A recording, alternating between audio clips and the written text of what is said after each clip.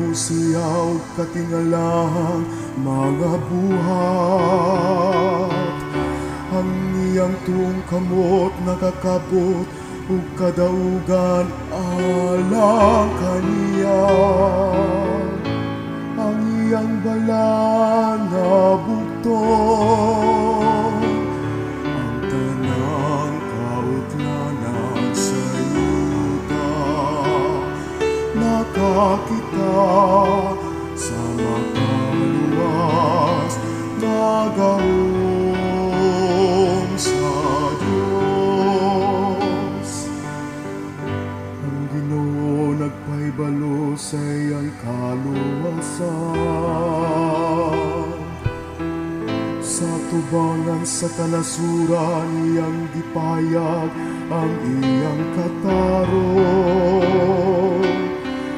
Nainumdum siya sa iyang kaluoy ug iyang kamatinudanon, alang sa balay sa Israel.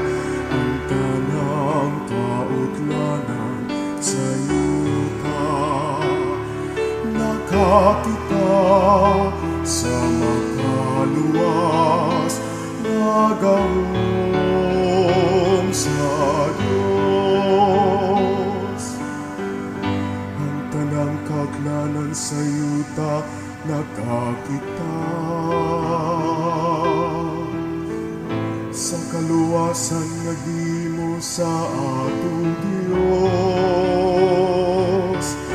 Hawiti nga malipayo ng Ginoo kamong tanang kayutan.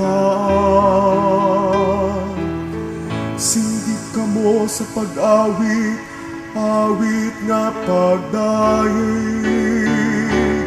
Ang tanang kautlanan sa yuta, nakakita sa makaluwas na gahom sa Diyos.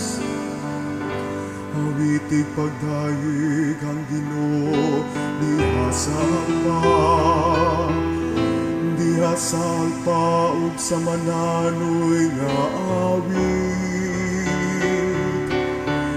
diha sa trumpeta ug sa tingog sa budyo. Pagawit kamo nga malipayo na tubangan sa hari ang Ginoo. Ang tanang kautlanan sa yuta, nakakita sa makaluwas na gahom